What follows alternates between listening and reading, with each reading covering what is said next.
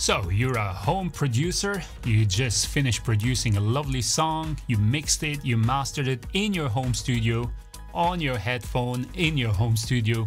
You took it out to listen to it, or you send it to your friend and they send you back, dude, your song sounds like crap. Does that ring a bell?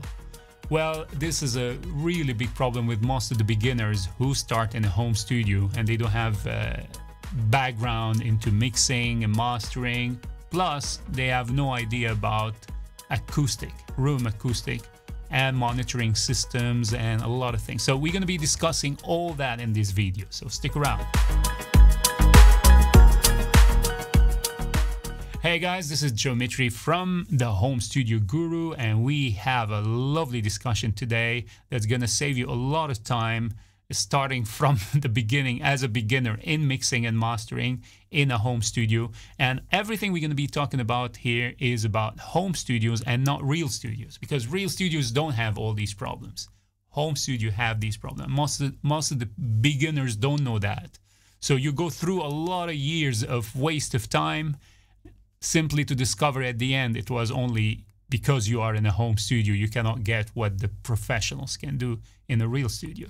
So stick around. It's going to be a lovely, lovely discussion. All right, let's talk at the beginning about how I started in a home studio. Most of us home studio producers or sound engineers or whatever you do at home, we always pick a room that is left out, an extra room in the house that is there. We don't care about the size or anything. We just want a room.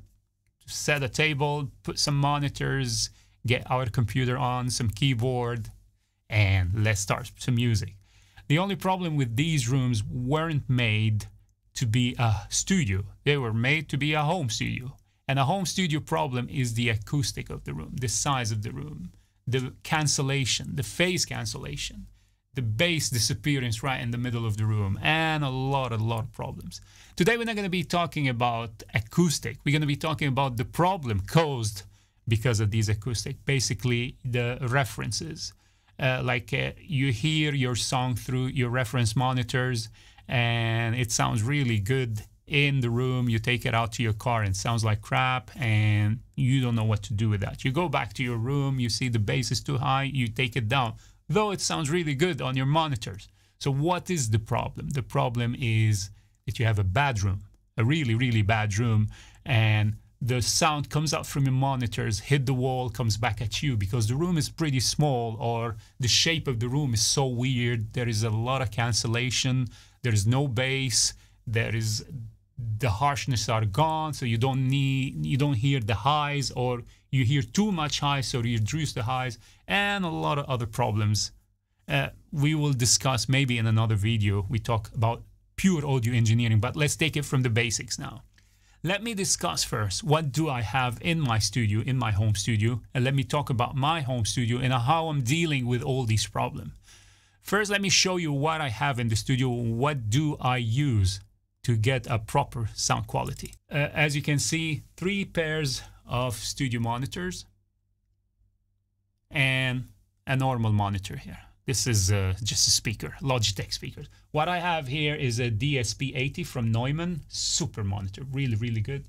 I have a mid-range EXT7 from PreSonus. Sorry for the light, it's not showing properly. Let me get closer. This is the PreSonus EXT7. And I have the popular Cube Avantone. This is a super monitor. It's good for mid-range and everything. And then I have a very, very expensive hi-fi system. This is from KEF. And this system actually more expensive than all these 3 together. It's connected to the amp and I use it to hear the music in the room. And plus I have different kind of headphone. I'm gonna show you what I have. Let's go back to the main screen. I have the popular HD 650 from Sennheiser that everybody talk about. They say this is a super headphone. This is really good headphone. And I have from Hi-Fi Man HE 500. This is another super headphone, especially for mixing, mastering. It's very, very good. Connected to an amplifier that I use here. It's by iFi, because these kind of headphone needs a lot of power.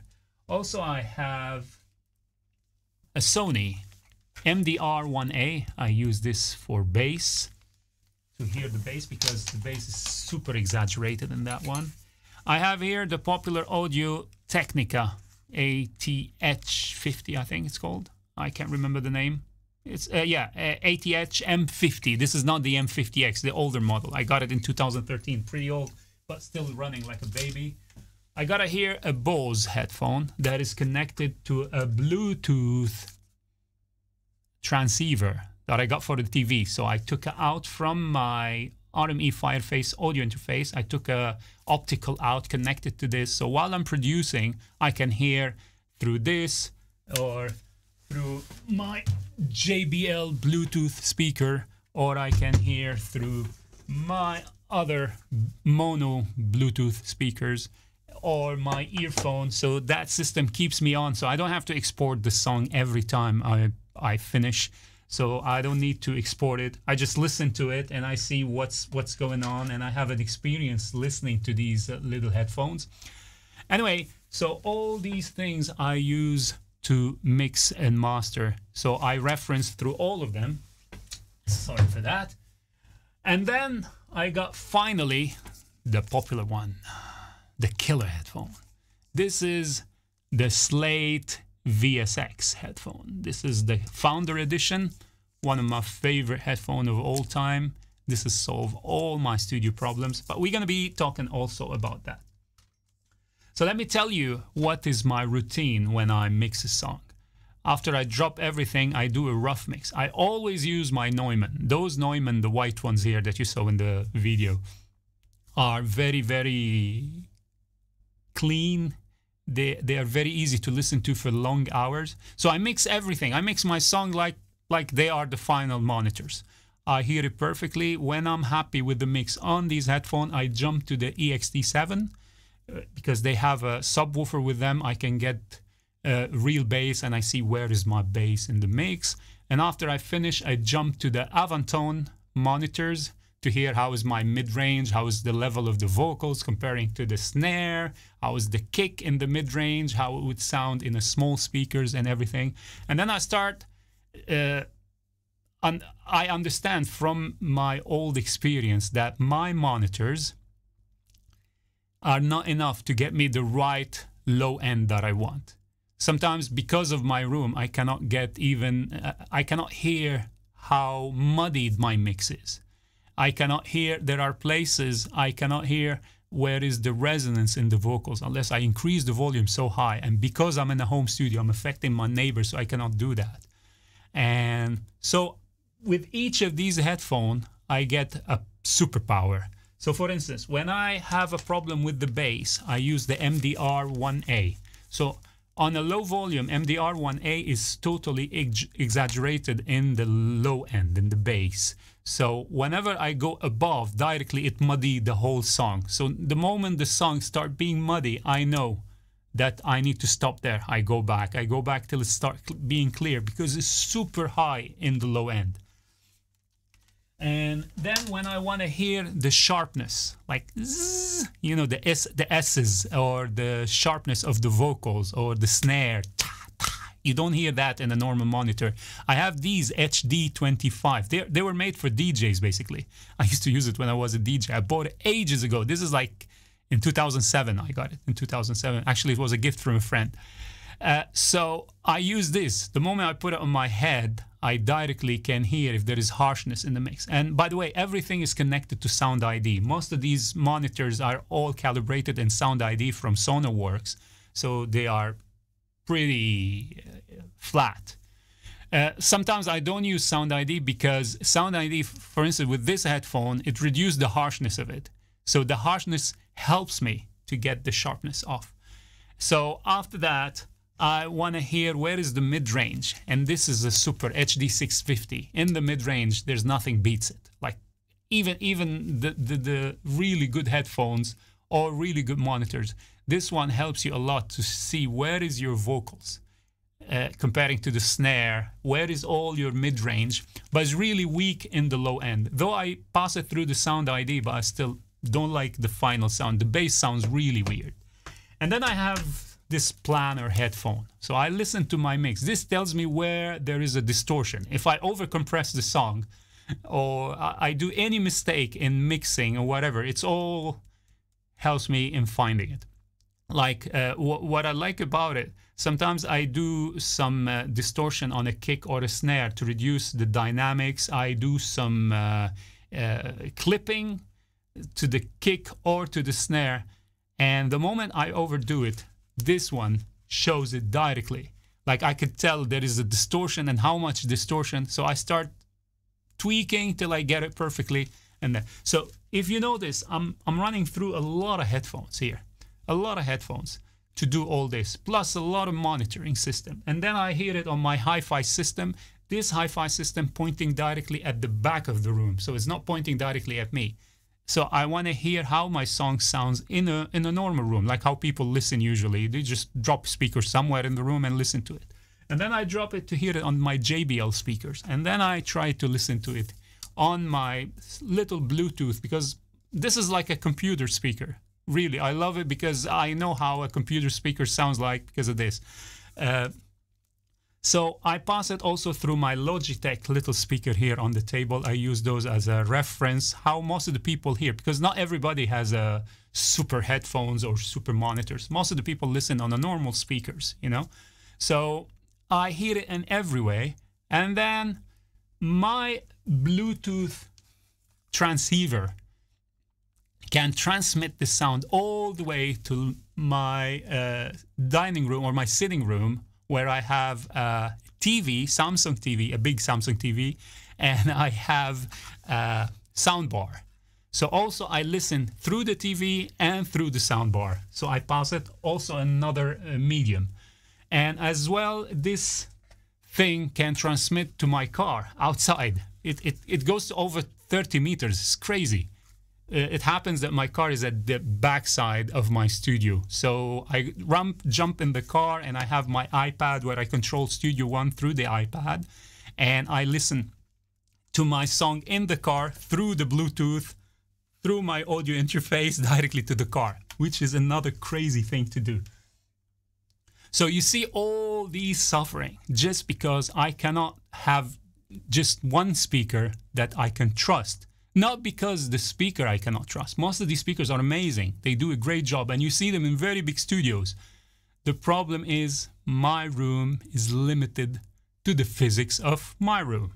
I cannot change that. So I gotta play with what I have and deal with it. But there is a solution.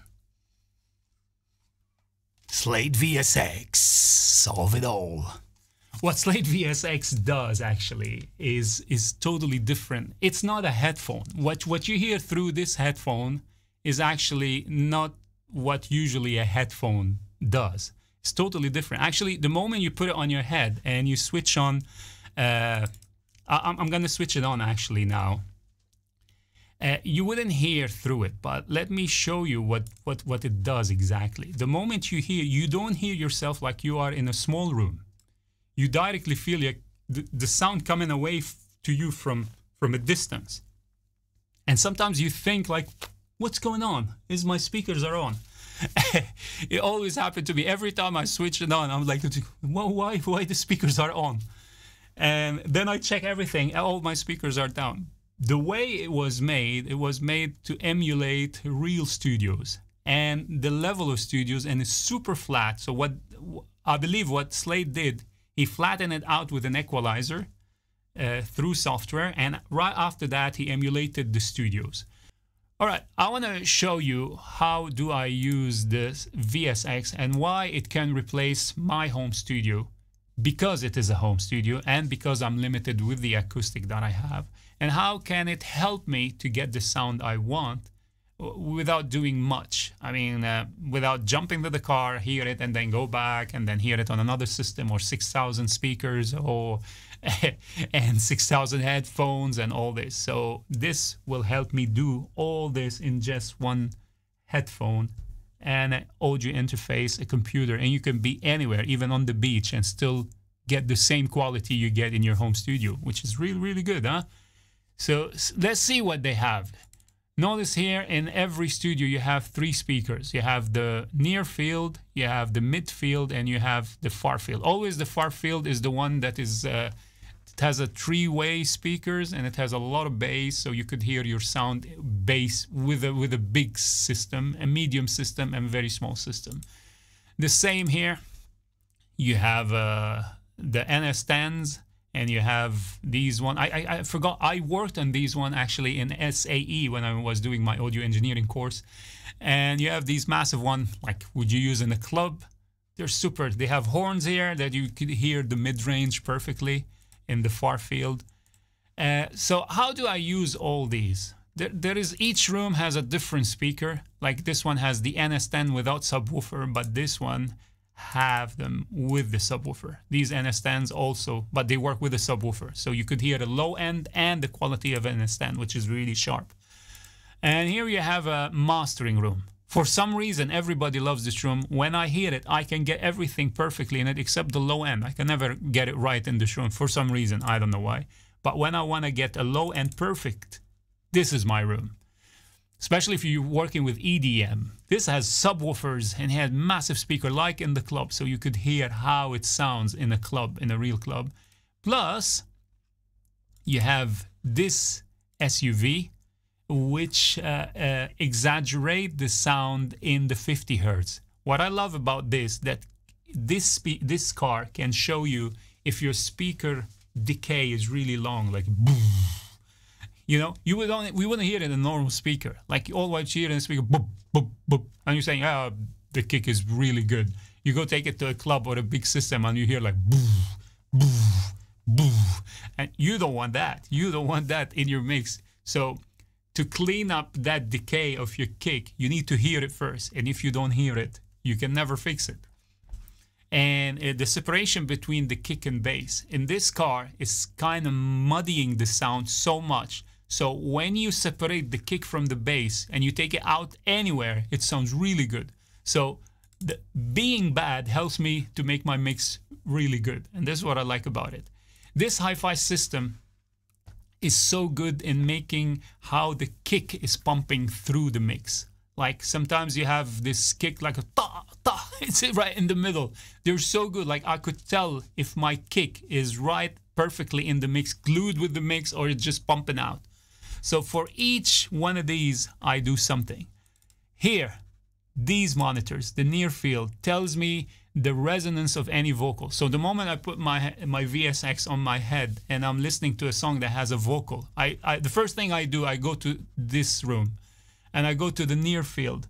The Sonoma Studio, what's so special about it, it is very exaggerated in the mid-high and around 5K, 4K. So if anything over the line, directly you can hear it and it's sharp, hits in your ear, and it's like you reduce it. And when it's really good on those speakers, you can take it anywhere, especially the snare. The snare, you know, like the resonance of the snare when it does the honk, tong, tong, tong, and it's really clicky.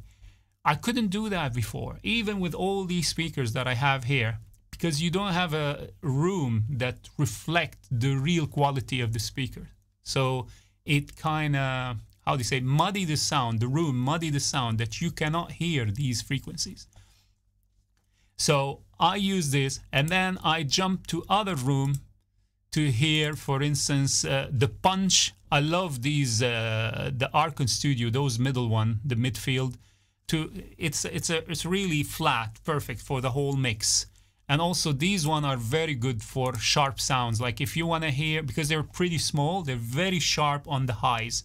This has replaced my HD25 right here. So each one of these help me to get somewhere.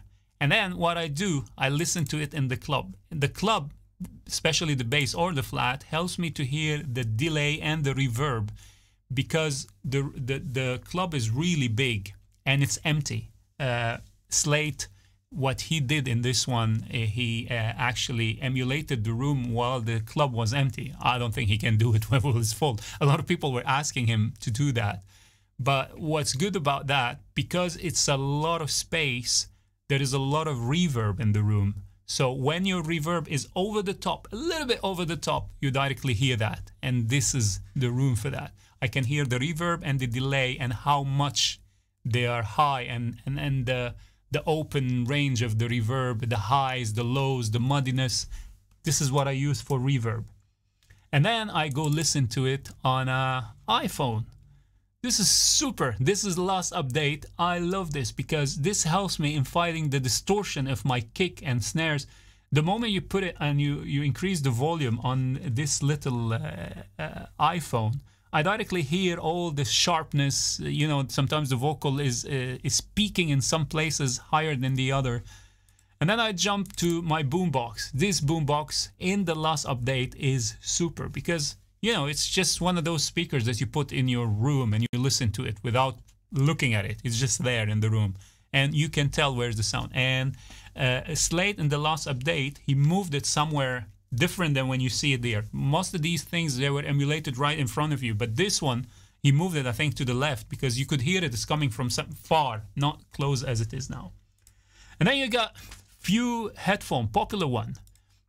This one, HD linear, you have 1 and 2. This is the VSX itself, but it's flattened out 100%. So there is no ups, no downs, because this has a color in it, but he flattened it out like you use Sound ID on any headphone. So this is what he did. So it's pure flat. So you want to hear your mix in a flat space, this is the right place. And here he has the earpods from iPhone. So if you have the wired or the wireless, so now you can hear it over there. And then you have the LCD. This is, I think he emulated LCD2 from Odyssey. This is a super headphone. Really, really good headphone. What I like about Odyssey also is very good in the sharp, in the high. Whenever I hear anything and it's really sharp, I can tell directly in that spot. And then you have this one. This one, the Audio Technica, the M50. That's exactly what I have here. And then you have the HD here, you call it SA650. Here we go. So when I travel, it's like I'm taking all my studio with me. The 770, I don't know actually what he emulated. I believe he emulated the Audio Technica 770. I don't remember actually, but I never used it. Not a fan of this one, nothing special about it, but I use most of the other ones. You have this zoomer. I like the highs here, the big one, the far field. I never tried the midfield. I didn't like them. I don't know why. It's not like I didn't like them. In every room, I just use one thing, and I jump to the next room, and then I hear it. I see how it translates to the other room, and then I move. But don't forget, I'm doing all this after I do my mix on my monitors in the studio. So I mix my on my monitors about 80–85%, and then I go through the VSX and I do tweaking. Now, if I'm traveling and I'm outside the country and I don't have all this access to my studio, home studio, I have to mix through this. I don't use other headphones. I use only my earphones just to hear my mix, how it sounds like, because I use my earphone most of the time. I have these Samsung earbuds, and they're always in my ear most of the time, so I know how they sound, how the music goes on them, so I can tell directly where is the mistake and translate really well. So wherever I do a mix on the VSX, it always translates perfectly from the first time. I don't need to do, like I sent some, before I used to send my mix to someone, the kick is a little bit harsh, the snare, this, the voice, the vocal of the singer is going up and down. Now I don't have these problems. I send the song to the client and he's like, yeah, it's not bad. Most of the time they ask me to do something in the production, like increase the reverb, reduce the reverb. This is a whole taste thing, but the translation on these VSX headphone is super. So if you are stuck in a home studio and you don't have a real studio, access to a real studio, or you don't have access to a lot of these speakers that I have in my home studio, it takes a lot of time, it takes a lot of money, and you want to save a lot of money. And what I like about the Slate VSX, that it will help you in your mix and it will help you to learn how to mix. Why? Because if you're hearing the right frequency coming to your ear, you know how to deal with it. Like most of the people, like especially beginners, they go on presets. So if they put an EQ, the vocal, let's pick the vocal. Okay, I'm gonna need this vocal or this vocal, and they go with that. Fixing these problems is always based on what you hear. So if I heard there is a problem in the mix, I fix it. I don't just use a preset. Sometimes I don't use anything on a certain sample. I just won't put anything. It sounds good in the mix. I don't need to put anything. So because I'm just hearing and I know what I'm hearing is right, and I trust the headphone, the VSX 100%. So I know what I'm hearing. It's not like it's sharp here or low here. So I jump from a lot of rooms, different studios, and I know in a certain sound, this is how it should sound in that room. Like, where is the snare? Where is the kick comparing to the bass? Where is the low mid? Is it muddy? How high is the vocal comparing to everything? How sharp? How is the S's, the plosives, everything? I can hear everything in the headphone, the VSX, and it saved me so much time. Now, is there a headphone like the VSX out there? I didn't hear anything like the VSX because from my experience, I'm sure there is other. I heard there is the Sienna and there is other. I have the Sound ID, and all my headphones in my studio here are going through the Sound ID. But I'm telling you, it's nothing like that, because if you don't have exaggeration in a frequency, you wouldn't tell how it sounds. Like, there is no room in the world that is flat. Even the best studios in the world, they have like a little bit movements in them. So having a flat room doesn't help you actually in translate your mix outside. I will give you an example. Here for instance, in this headphone or any of the HD650, I pass it by the Sound ID. Super flat, super flat. But it doesn't exaggerate the highs for some reason. Like, if the S's are really high, I don't hear that in those ones. But in this one, I could hear it in the Sonoma studio. If they are little sharp, it's like someone drilling in my ears. And I keep on taking them down till I hear like, okay, I cut the frequency and I fix it or whatever. When it sounds good there, it sounds good everywhere. That's what you need. That's what translation is. So you understand what it's all about now. It's all about translation. You don't buy a headphone because it sounds good. When you are in a studio mode, you're mixing and mastering, all what you care about is translation. Does the headphone or your studio monitors or your room translate outside your room? Because this means money.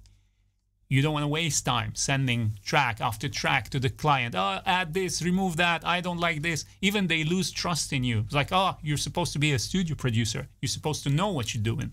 So why you're giving me a song that is bassy or sharp or the snare is high and whatever? So all this, you solve it in buying a Slate VSX. But don't forget, Slate VSX is all studios. If you've never been in a studio before, the moment you're going to hear this a headphone, you're gonna feel like, what the hell is that? What the hell did I waste my money on? Because it doesn't sound like a headphone. It's not like it's just you put a headphone on and you hear the music directly from the driver of the headphone to your ear. No, you hear it coming out far away, like 2-3 meters away from you, the sound coming really far. Even one of the rooms here, Howie's Weinberg, this is a mastering room. He has a client room, so there is a sofa on the side where you sit on the sofa, and they emulated the sound from the sofa and not from the engineer seat. So you understand. So you're hearing from almost everywhere. So before sending it to a client, you heard it in a headphone, in an earphone, in a room, in a studio, in a hi-fi room, in a 3 different cars, in a super hi-fi room, in a cheap system, on a mobile, in a club, basic club and not basic club, and then you pass by through different headphones, and then you pass by earphones, earpods, wireless and wired. So you pass by everything before sending it to the client, and you know what ups, what downs, you know everything is fixed. The person was like, well, perfect, just sounds perfect. Just increase the delay here, reduce the delay there, cut this, cut that, and you're done. The second take, the third take, you're done. Before I used to take 10 to 15 takes to get the client happy about my mix. because I'm stuck in a studio, in a home studio, sorry. So I hope this video solve a lot of problems with a lot of you beginners out there, because I went through all this and I'm trying here to help you to get out of this loophole that you enter in, spending so much money on speakers and room acoustic and more and more and more, where you can save it simply by buying one headphone that can save you all this. Now, there are other good headphones out there.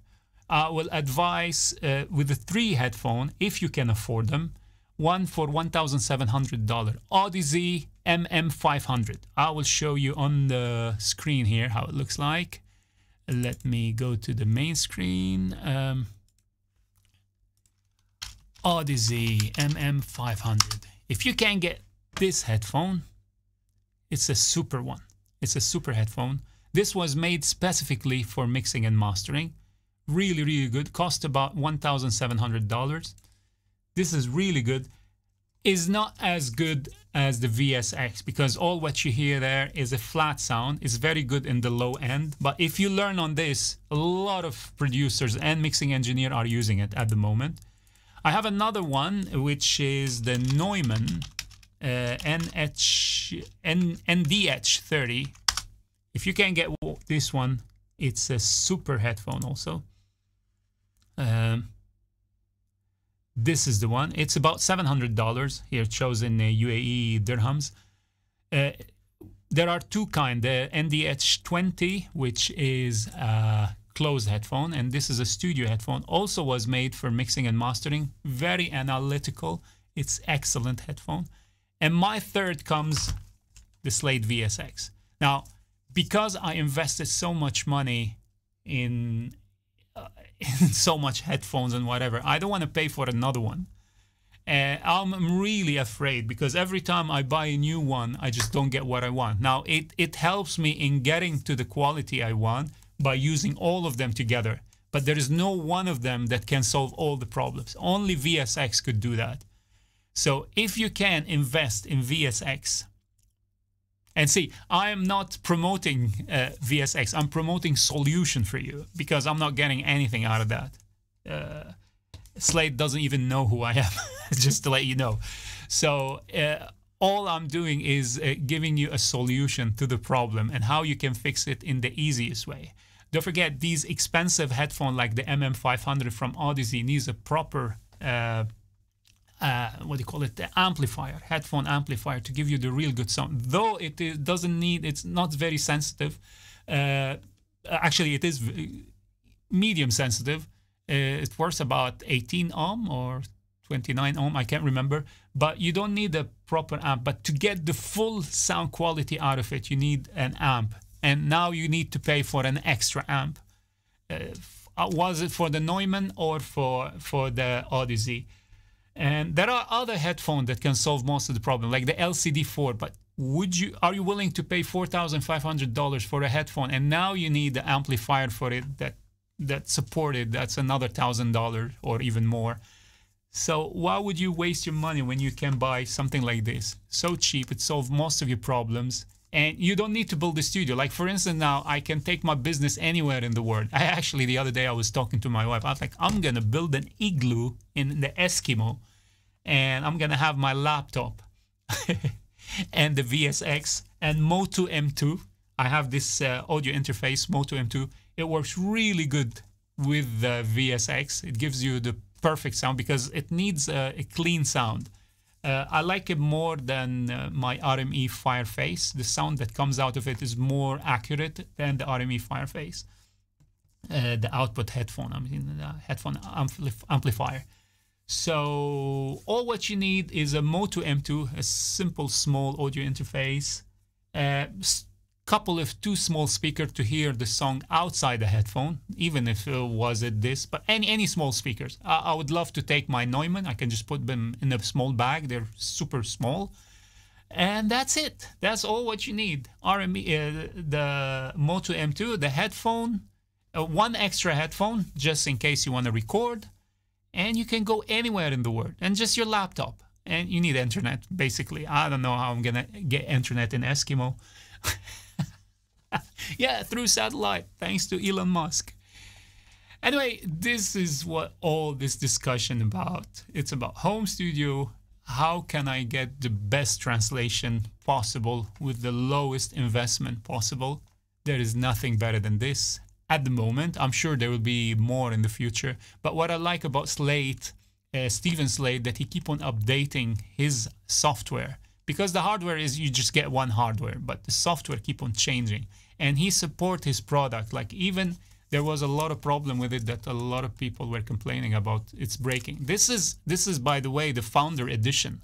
I bought it about 2 years ago. It's exactly when it was released. I was one of the first one who bought it, and it didn't break. A lot of people complained about theirs broken.